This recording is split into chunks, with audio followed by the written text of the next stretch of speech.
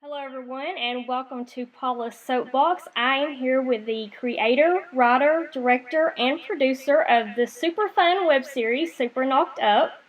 He's here to talk about the show, maybe give us a behind the scenes glance, and hopefully some details on the next new episode. So it's my pleasure to welcome to the show Jeff Burns.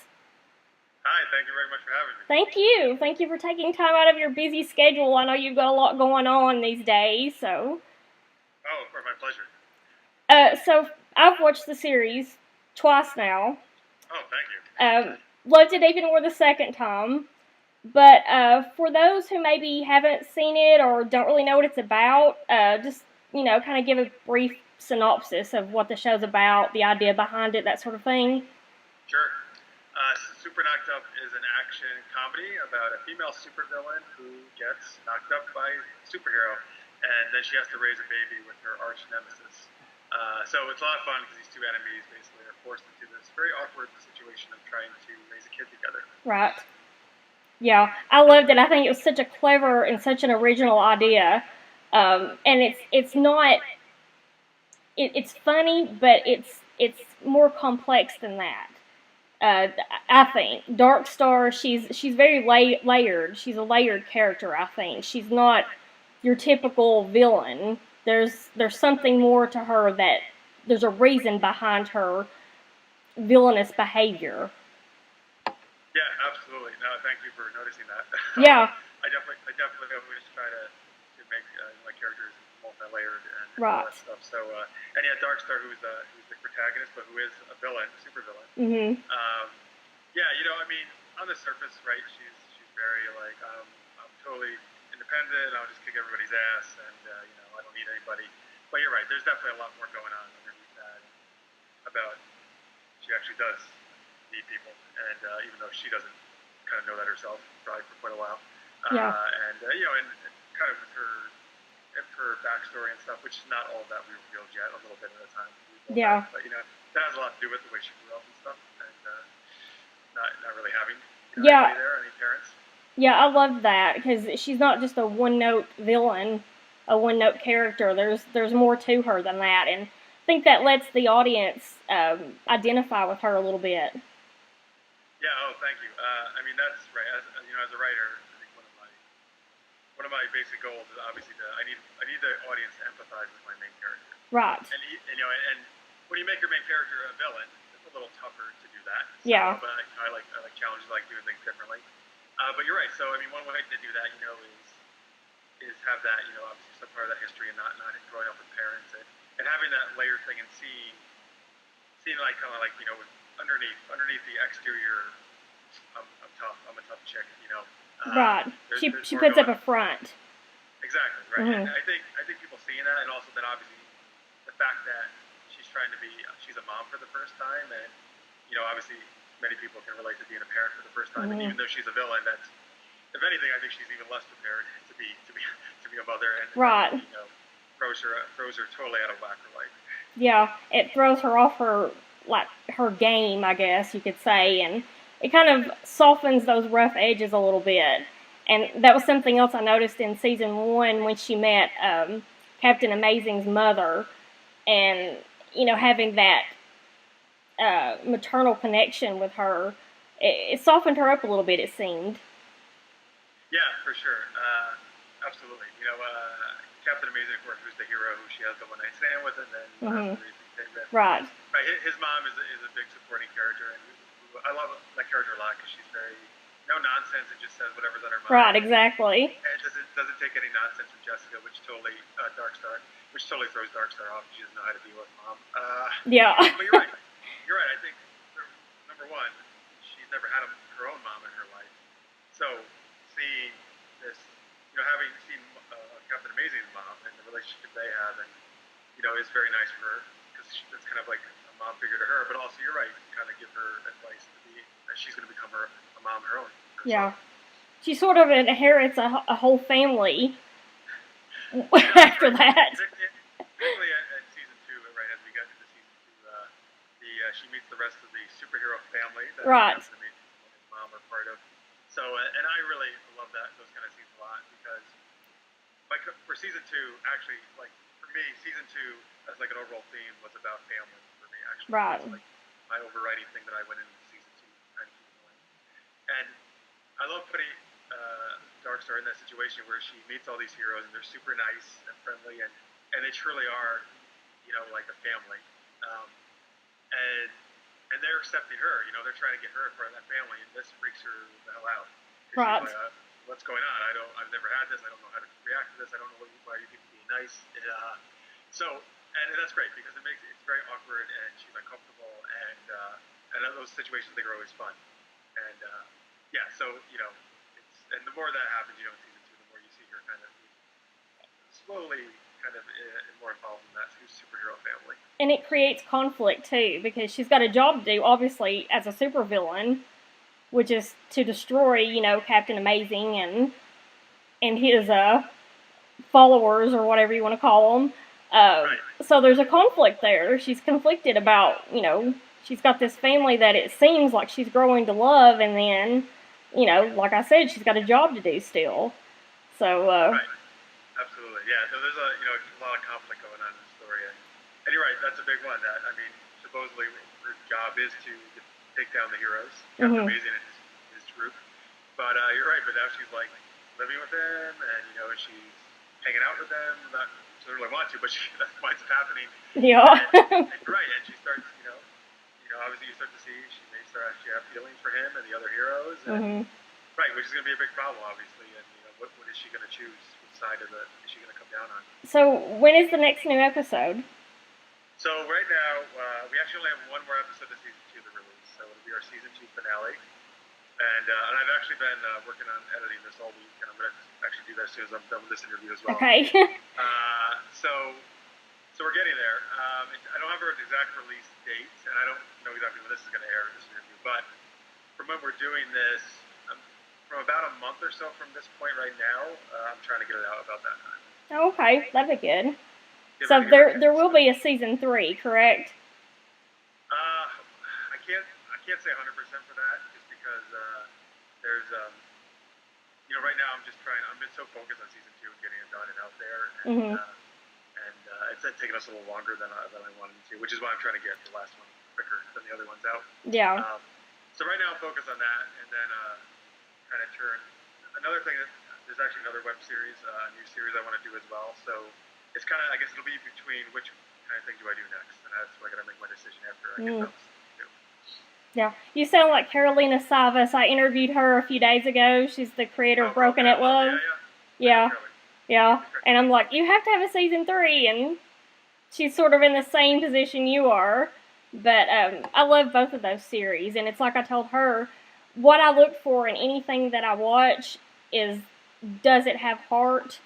And that's something that you have in common with her. She writes with heart, you write with heart, and I think that resonates with people. I mean, if you write something that's just fluff, no substance, people are not going to connect with it. So. Thank you very much. That's actually one of the nicest compliments. Oh. So thank you very much. No, I mean, other people have said that who watch the series. It has a lot of. I mean, obviously there's comedy and all that stuff, but there's a lot of heart in it and poignancy to it as well. And that's important to me. I mean, I don't know. I mean, I can't really write any other way. I don't think, because that's just who I am and what I feel is important to telling stories and the kind of stories I want to watch in other shows. Right. Yeah. So thank you for noticing that. I mean, that's what I'll always try to do, obviously, in any story I tell. Well, I noticed that not only with this series, but also with a couple of your short films that you did. Oh, wow, you've seen those too? Yeah, I did my research. Awesome. Yeah, those were really good as well, and I thought, wow, this Jeff Burns, he writes from the heart, and you can tell it comes through, it comes across when you're watching your work. So you're a really talented storyteller. So as an audience member and a viewer, I appreciate that. Well, thank you. Well, as a creator, that's like I said, awesome to hear. That makes all the hard work worthwhile here and stuff like that. Right. Okay, so there is a comic book for Super Knocked Up that the fans can download. I was going to ask you if you're planning on doing any more of those, but since you don't know if there'll be a season 3, I guess that's kind of up in the air too. Yeah, I mean, the there is a comic book. Thank you for mentioning that. We have one issue out, and people can download it for free. Actually, right now we're giving it for free on the website, superknockedup.com. And there's a print version for purchase as well. I had a blast doing that because since I was a kid, I've been reading comic books, so that medium. And to get to do one of my own, actually like write and create one was awesome. That was like a kind of a dream come true. And but you know what? It's making a comic book is not cheap. So it's tough. So I mean, part of it is a money situation. Especially if you're gonna, let people download it for free. So it's not like you're making that much money off of it. I would assume. Right. I mean, at first the digital, what we did charge a small fee, and then we did a special promotion when we went to San Diego Comic-Con, and I've just left it open since then. Kind of just to try to get the word out more about the series and stuff. Well, it was a good companion. Sorry? It was a good companion for the series, good promotional tool. I mean, and that's why I did it, right? Yeah. Because I felt, the comic would help promote the series, because, in the back of the comic, there's all the information about the series and where you can go watch it. And, when we go to Comic-Con, that's the best way where I can sell it, obviously, where I can move the most of them. Right. And, but then, and then that's obviously also a great way to promote the series. So, yeah, I think it was a great supplemental, and I guess people are calling out transmedia stuff to the series. And so I'm really glad I did it, and I would love to keep doing it. It's just that it's tough doing the series and the comic book, and they both cost money. Right. And so basically my focus, I decided, had to be first and foremost I'm a filmmaker, even though I did love doing the comics. So so I put my focus. I was like, all right, I got mainly on the series, make sure I get that done, and the comic is a secondary thing. Something else. Did you design some of the costumes, correct, for the show? Yeah, sort of. For the first season, here's the thing: I am not a costume designer at all. I do not have skill in that. So for season 1, at season 2 we took things up a lot. Everything we took up above the board, across the board. Season 1 though, I didn't have a costume designer, so it wound up being me and one of my sisters basically coming up with a costume. and my sister was great. But I mean, we kind of, if you watch season 1, we basically kind of just fixed up some costume stores and a lot of the actors' actual clothing, and tried to make it look like a superhero and villain. And we made it kind of very real worldish, like what if people in the real world would wear in costumes. Right. First we tried to go in the spandex route, and that just looked kind of ridiculous. It looks great in a comic book. Right. We did in the comic book, but it's harder. So we went more real world, which I think worked okay. I mean, that was something I was not totally happy with in season 1. I mean, I definitely wanted to improve the costumes, which we did in season 2. So season 2, we actually brought on some costume designers. Yes, of course, sure, I had input in that, obviously, as a director. And particularly for Dark Star's new costume, which I think is so much better and looks much more like a super villain's costume. Jordan, who plays Dark Star in season 2, Jordan and I, we kind of together very much came up with that. We have a lot of the same similarities in the kind of female protagonists we like from the superhero realm. So we both were referencing Jennifer Garner as Elektra, right, and Scarlett Johansson as Black Widow. So her costume is kind of a mashup of those. Those are like our two inspirations. Yeah. That we both. So that, like, her and the costume designers put something together based on that. I think one of the main ways we improved the costumes though were the masks. That's what I really did not like about season 1. The masks were just like store-bought masks basically in season 1. Yeah. Season 2, our special effects guy Jared, he actually molded to their faces like latex masks, and so they look, and I was just looking at them editing the other day, I was like, yeah, those look good. Yeah. They look like superhero masks. So that I think just was a huge improvement. Yeah. Well, the special effects are really good. I mean, especially for a web series, you don't see that often. So I mean, yeah, they're really good. I'll just real quick give a shout out. Oh, that's okay. My visual effects guys are amazing. I totally agree. And Christopher Vincelette and Daniel DeFabio, the two visual effects, doing all this superpowers and all that stuff you see in the series. And yeah, I think it's cool. And we actually, the IWTV Awards were a couple weeks ago. Yeah, I was about to mention that. They got nominated actually for visual effects. Mm-hmm. Yeah, it got nominated for a few awards, didn't it? Or yeah, we got nominated for visual effects, which was great to see those guys, and then we got nominated for 4 other things for our Super Geeked Up right. show, which is it's a live show we do for Google Hangout on our YouTube channel, where basically we have guests on from the web series world, and just basically us having fun, talking about geeky topics, sci-fi, fantasy, superheroes, and that kind of stuff. So it's like a live geeky talk show, basically. And that got nominated for a few different things: best live show, best host. Yeah, you got nominated for best host. I noticed that. So congratulations on that. Thank you. I don't know how that one happened. And then best interactive social media experience and best supplemental content. And that last one, we actually won. Right. That's pretty neat. I mean, that's awesome. So yeah, I was super excited. I literally. You were super excited.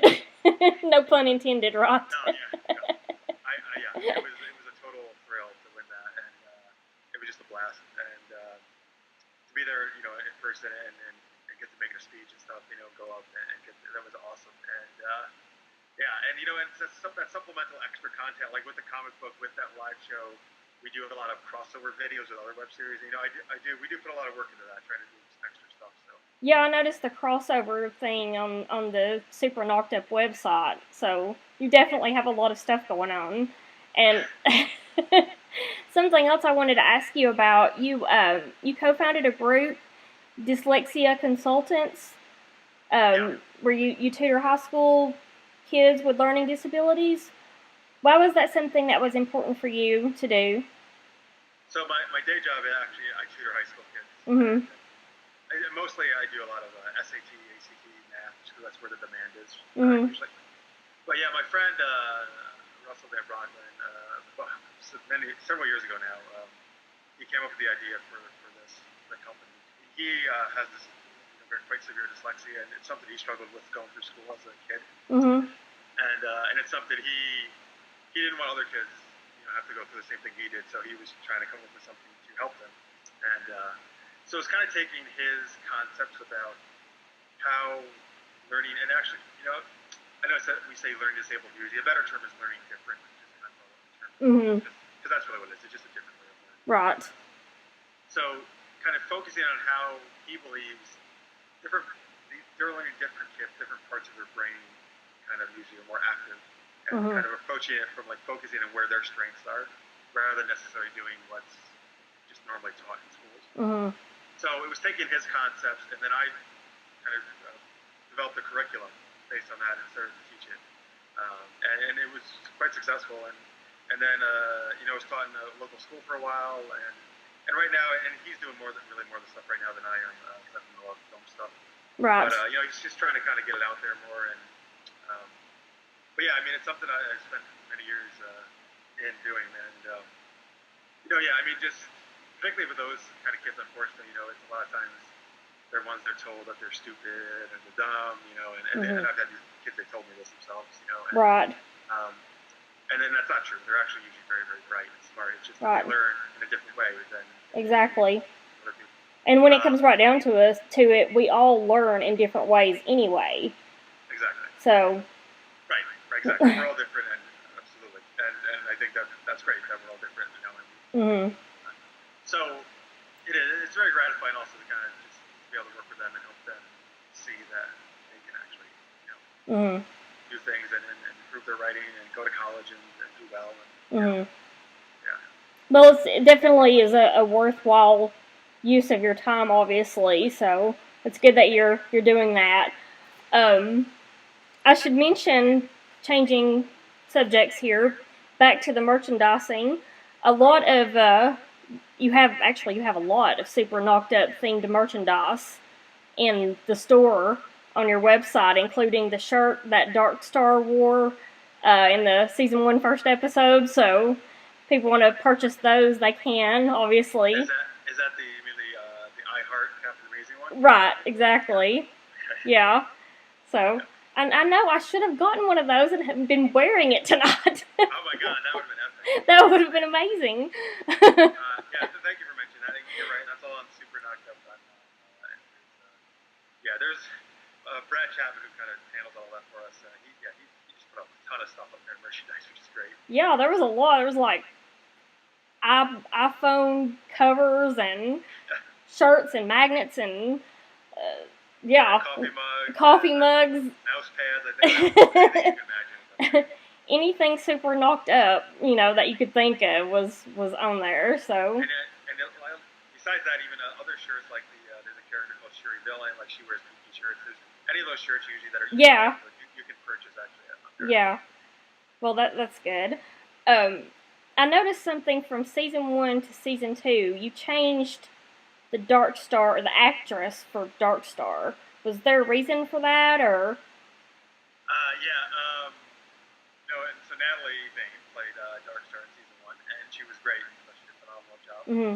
And and it's just gonna be nothing but money, to be honest with you. She wanted to be paid for season 2, which totally legitimate thing to want to be paid, obviously. And obviously, and I would love to pay everybody in the cast for her. I mean, even in season 2, everybody's still volunteering their time and working for free, and obviously super grateful because I couldn't do the series without their support and their sacrificing all their time and stuff. Yeah, but she just wanted to be paid to do it, and I understood that. And I was like, okay, cool, I totally get that. But that's not where we're at right now. We don't have the money. Right, exactly. So we just moved, and it was not anything bad. It was totally amicable. She got it. I got what she was saying. She got what I was saying. But then I said, well, I want to keep doing it because I think we've got a good thing going here. I'm happy with how season 1 did, and I want to keep the story going. So we just recast it, and we put a call out really through the whole nation. I mean, a big Actors Access and New York City Casting. There's a couple big sites that actors check, and we got over 700 submissions, which was awesome. Awesome that we got that many. Not as awesome that I took a long time to go through them all, but yeah. And then Jordan Gibson, who I cast for season 2, and she was actually out in LA, and we shoot in upstate New York. So that kind of shows you how talented I thought she was, because we flew her in actually. Well, yeah, she does an excellent job as Dark Star. I mean, she and Natalie Bain both did wonderful jobs. So you definitely lucked up there with your leading ladies. So. Yeah, thank you. No, you're right. They're both awesome, and they both and Jordan brings her own take to it, which is great. And but yeah, I think they're both wonderful, and they both did a great job. Okay. Well, is there anything else you would like to mention before we go? Because I think that's about all of my questions. You sort of answered most of my questions before I ever even got to them. So. I was psychic. Just that the best way for people to support us or any web series is just to go watch. So superknockedup.com or our YouTube is youtube.com/SKU web series. Okay. You can see everything there. Both those places. Not only you can watch seasons 1 and 2, and it's all free, by the way. But you can also, catch all the super geeked ups that we do, and the crossover super mashed up videos. So pretty much everything. There's also a lot of behind the scenes and other bonus content. There's a lot of stuff up there. So you can check all that out there. We do Super Geeked Up Live every Wednesday at 11 Eastern time. So we always, and we have it's great that people tune in live each week, and they're tweeting and they're commenting with us, so we always share that on air, And so anybody who wants to join us, we love that. We love people who are better who are watching live with us. Okay. And yeah, so and on Facebook and Twitter we're at Super Knocked Up. So follow all that stuff. But yeah, I would love it if you just give us a try, and if you dig it, keep watching. That's great. I appreciate you just checking it out, and go watch other web series too, please. Right. I've become friends over the past couple of years with a ton of web series creators, and it's an amazing community. It's like the most supportive one I've been a part of. I have so many friends there. There are a lot of good ones out there. People don't realize. I think they think, a lot of people think maybe web series equals lower quality, and that's not the case at all. Right. So. Yeah, I think you're right. They do. I mean, and then when people start to watch, and hopefully they will, because I think then they'll change their minds. One of the a nice compliment I get a lot is they say Super Knocked Up looks like it should be on TV. Right, it does. It does. It looks like it could be on television right now as a series. And So, there's a ton of web series out there that look just as good, if not even better. mhm. That awesome quality, and it just looks super professional, and it's great acting and writing. And yeah, there's a ton of great web series out there right now. Right. Well, I will post all of those links at the end of this interview once I edit everything. Awesome. So that people can find you, find your series, and hopefully, people will see this interview and it'll bring you a few more viewers, maybe 3 or 4 more. Hey, anything. Anything. Absolutely. Okay. Well, thanks for chatting with me tonight, Jeff. I appreciate it. Thanks, Paula. You're welcome. Bye bye.